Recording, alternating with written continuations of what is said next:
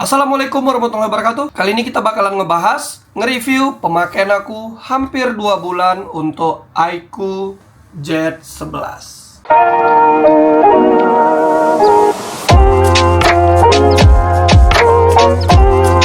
Nah, ini di iQOO Z11. Di sini tuh aku nggak ngebahas tentang speknya karena menurut aku kalian juga udah tahu.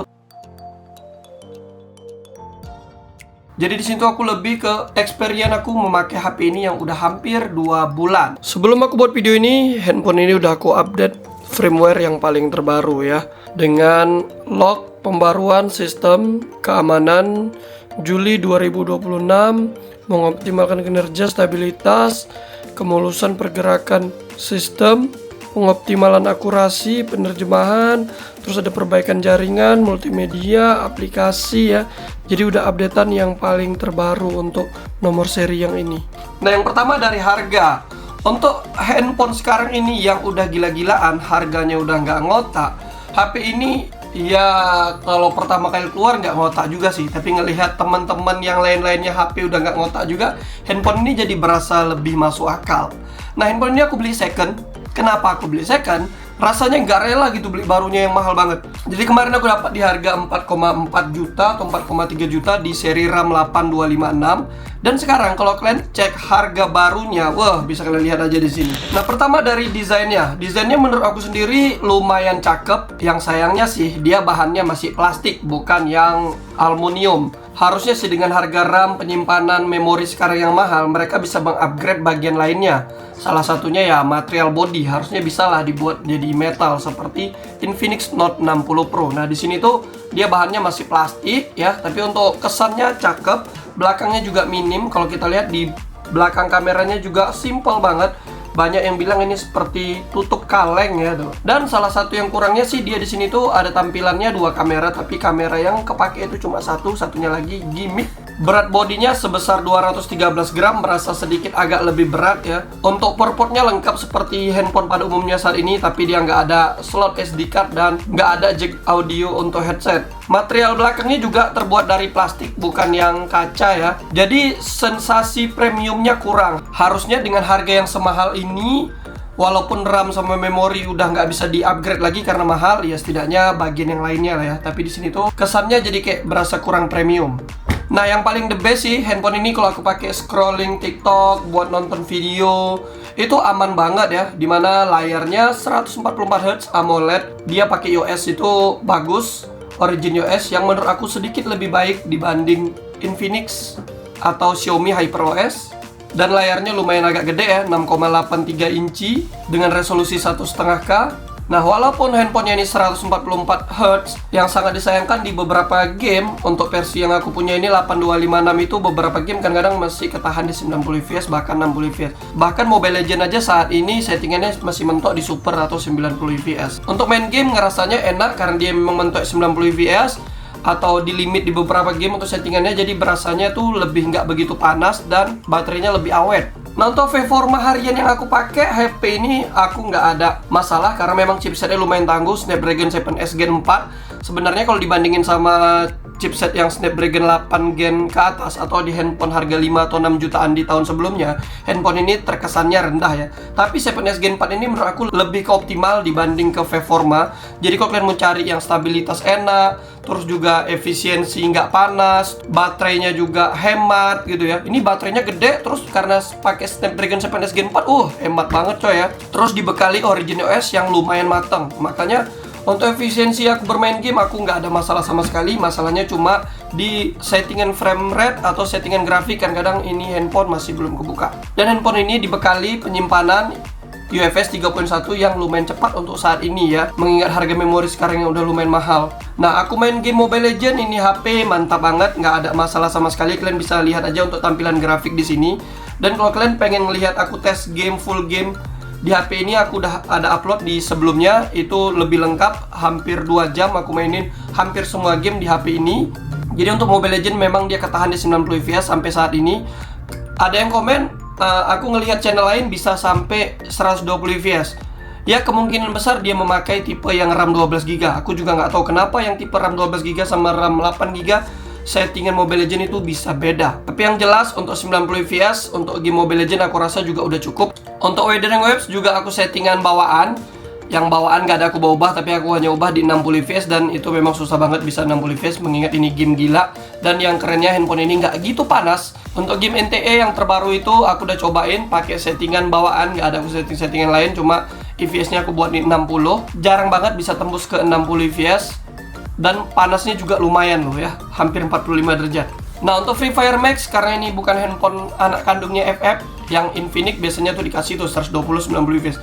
Ini mentok 60 fps dan mainnya aman banget, lancar dari awal sampai terakhir. 60 fps, settingan rata kanan, dan panasnya juga nggak panas ya, cuma 40 derajat. Nah, untuk PUBG Mobile ini aman banget, tapi settingannya cuma bisa mentok di ekstrim 60 fps. Aku rasa juga udah cukup, dan nggak panas-panas banget di handphone ini ya, aman banget. Cuma di 40 derajatan lebih, itu bisa dari awal sampai terakhir 60 fps. Nggak ada ngedrop yang parah banget, mentok-mentok ngedrop ke 55 atau 56 fps. Ini enak banget untuk game PUBG Mobile. Nah, untuk Genshin Impact di sini tuh pakai settingan bawaan, hanya aku ubah 60 fps juga. Rata-rata fps-nya bisa kalian lihat di sini ya, 30 40-an fps. Ini aku di map baru ya, di Northcry. Panasnya juga mantap banget di 40 derajatan lebih. Keren banget nih handphone. Nah, untuk semua game yang aku coba tadi, di situ aku pakai mode V-Forma atau mode monster ya. Handphone ini kan ada mode monsternya. Dan kemarin aku udah juga coba di handphone ini main 3 jam non-stop, itu masih aman banget, berkurang baterainya cuma sedikit. Mantap banget ya. Jadi ini handphone memang bener-bener hyper banget kalau mau main yang lama, karena memang baterainya gede banget. Tapi kalau kalian mau main yang high frame rate atau mau fps tinggi, mau grafik tinggi, handphone ini nggak bisa terlalu diandelin. Itulah yang sayangnya ya. Tapi aku pribadi kalau main game Mobile Legends, aku rasa 90 fps juga udah cukup. Nah, yang paling kerennya lagi, kalau kita main emulator ya, untuk emulator PS2 udah lah ya, itu udah aman banget. Tinggal kalian mainin di settingan resolusinya aja, jangan dipaksain. Nah, tapi untuk di emulator Eden, emulator Nintendo Switch, ini keren banget nih handphone. Salah satu kelebihannya, dia tidak seperti Infinix. Dia kalau pakai USB OTG udah support yang versi NTFS. Nah, jadi aku bisa mainin langsung pakai SSD eksternal aku yang NTFS. Itu bisa ngebaca semua gamenya dan main langsung dari handphonenya, nggak perlu dipindahin ke penyimpanan internalnya lagi, dan aku mainnya lancar. Dan yang kerennya 7S Gen 4 ini udah banyak game yang support loh emulator Eden itu ya. Bahkan untuk game One Piece 4 itu aja yang jarang banget handphone yang bisa. Kalau handphone baru, handphone lama sih it's okay ya. Handphone baru itu jarang banget bisa, di handphone ini bisa dan lancar loh, keren loh. Tapi aku nggak maksain resolusi yang tingginya ya. Di sini tuh aku buat settingan yang 1 kali semua dan keren. Lancar. Untuk emulator keren banget di handphone. Untuk emulator game hub, untuk game GTA 5 dan yang lain aku rasa masih it's okay lah ya. Cuma ada beberapa game yang kurang kuat dia force close, ya wajar. Yang aku pakai ini tuh versi yang RAM 8GB. Mungkin RAM 12GB lumayan bisa tuh. Yang kerennya lagi, HP ini tuh untuk sistem pendinginannya mantep ya. Yang pertama sistem pendinginannya oke. Terus yang kedua, karena memang chipset Snapdragon 7S Gen 4 itu yang terkenal bukan yang V-Forma banget, bukan yang buat HP yang panas-panas banget. Jadi HP-nya itu memang susah banget bisa panas. Itu pun kalau kita siksa banget gitu ya baru bisa panas. Tapi jarang banget handphone ini bisa panas.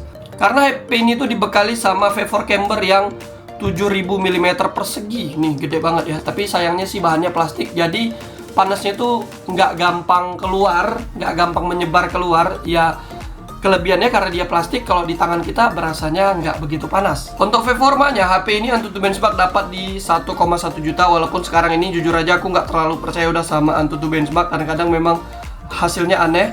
Dan bisa lihat sendiri di sini tuh waktu aku tes panasnya cuma mentok di 40,4 derajat.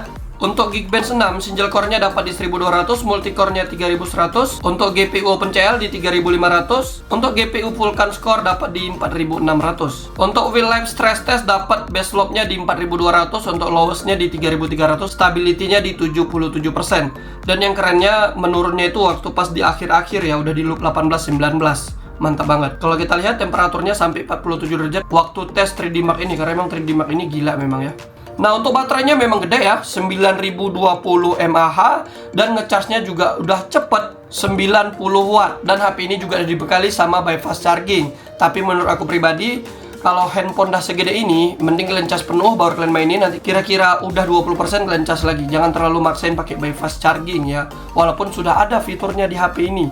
Menurut aku juga dari 100% ke 20% itu lama banget di HP ini.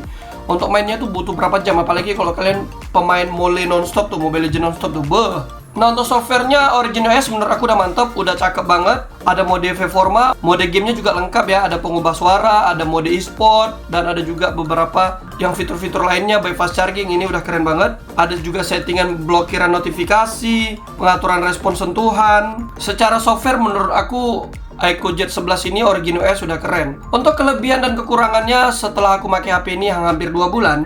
Nah, dari kelebihannya dulu ya. Yang jelas baterainya gede. Untuk di tipe kelasnya nih baterainya gede banget, 9020 mAh. Buat kalian yang nggak suka ngecas nih, ini mantap banget ya. Sekali ngecasnya juga cepat 90 watt dan baterainya gede. Salah satu kelebihannya di HP ini tuh dia udah punya IP rating 69 atau 68 yang udah bisa dicelup ke air. Nah, itu salah satu kelebihannya. Bahkan kalau kita cek di kamera itu ada fitur foto dalam air, itu yang keren ya. Foto dalam air tuh, fotografi bawah air, anjay keren banget ya.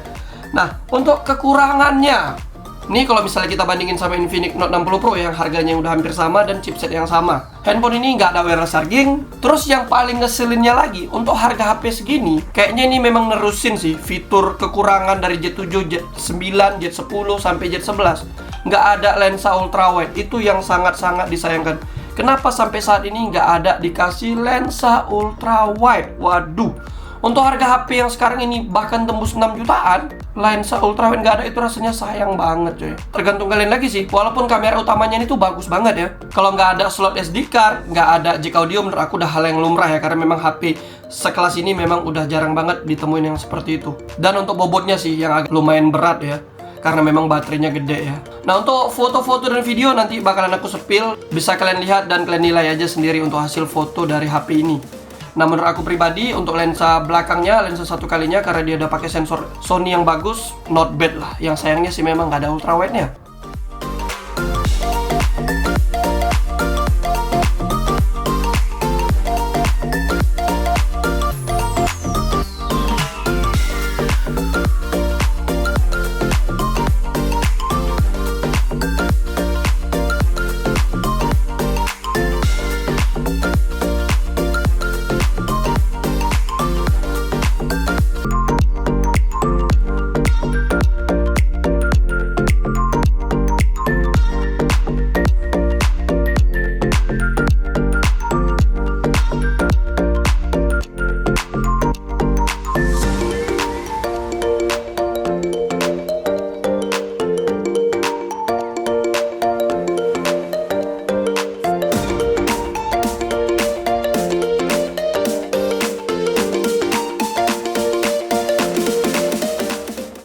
Nah, ini settingan 4K 30 fps. 4K 30 fps ini tuh aku berada di tempat permainan anak-anak ya. Nih ya, 4K 30 fps. Kita coba jalan santai. Jadi seperti ini untuk 4K 30 fps. Dan di pojok atas ini tuh ada penyempurnaan vokal. Nah, ini barusan aku aktifin untuk penyempurnaan vokalnya. Nah, jadi kurang lebih seperti ini. Nah, oke. Coba kita arah ke belakang dan kita lari. Nah, ini untuk lari ya, 4K 30 fps. Optimal sebenarnya di 1080 60 fps. Jadi untuk settingan 60 fps itu hanya bisa di 1080. Ini agak lumayan optimal nih. Turun. Turun, 1, 2, 3. 1080 60 fps dengan stabilisasi ultra. Coba stabilisasi ultranya kita lari ya, cuma dia mentok 1080 30 fps. Coba lari.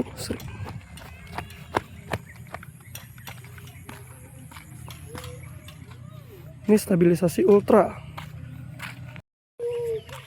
Nah, ini 4K 30 fps untuk kamera depan. Nah, ini untuk kamera depan bisa kalian lihat sendiri gimana hasilnya. Kalau aku ngelihat langsung gini, tapi nggak tahu sih nanti putarnya gimana. Ini kayak berada patah-patah ya. 4K 30 fps, jadi seperti ini. Nih. Tapi lumayan bagus. Dan untuk detailnya agak lumayan dapet lah ya. Tapi ya kurang bokeh ya. Tapi mantap sih ini. Nih, kalau aku diam, oke banget nih tuh. Lumayan mantap. Nah, untuk kamera video belakang itu hanya support 4K 30 fps dan kamera depan bisa 4K 30 fps juga ya. Nah, jadi untuk secara keseluruhan karena handphone ini rivalnya Infinix Note 60 Pro, kalau kalian mau nyari yang fitur lengkap dan lebih nge-gaming ya, menurut aku lebih baik di Infinix Note 60 Pro karena untuk perbandingan gaming Infinix Note 60 Pro itu lebih banyak support ke game-game yang FPS-nya udah kebuka, grafiknya udah kebuka seperti Mobile Legends udah 120 fps, Free Fire Max udah 120 fps gitu ya. Nah, terus juga bahannya udah metal. Nah, tapi kalau kalian nyari yang lebih awet baterainya, ini tuh lebih gede, 9000 mAh dan juga udah tahan air. Tahan airnya belum bisa dicelupin ya, karena dia masih pakai IP64 gitu ya. Cuma bisa kena splash proof doang. Nah, ini pengalaman aku 2 bulan pakai HP ini ya. Dan menurut aku untuk sekarang ini, untuk di kelasnya, untuk di HP ini, sekarang ini untuk tahun 2026 menurut aku udah lumayan worth it lah ya. Mengingat harga HP-HP sekarang ini udah pada gila-gilaan dan HP ini menurut aku masih oke. Dan kalau kalian cari memang bagusnya sih cari yang second dan yang masih yang baru ya. Seperti inilah kurang lebih yang masih minim banget, sama lecet nih malah nggak ada lecet sama sekali ya. Karena kalau beli baru berasa banget coy. Cuma dapat 7S Gen 4, nggak ada ultra wide, harganya segini gitu ya. Nah, jadi gimana pendapat kalian? Bisa aja nanti tulis di kolom komentar tentang HP ini untuk saat ini. Nah, oke lah guys, jadi ya cukup sampai di sini dulu. Sebelum aku jual HP ini, kemungkinan besar setelah aku upload video ini bakalan aku jual HP ini ya, aku posting ya. Dan bisa langsung penawaran aja. Kira-kira kalau kalian cocok, langsung kita jual, gas coy ya. Oke lah guys, jadi cukup sampai di sini dulu. Apabila ada yang kurang bisa komen aja. Thanks for watching. Jangan lupa bantu like dan subscribe. See you later. Goodbye. Dadah.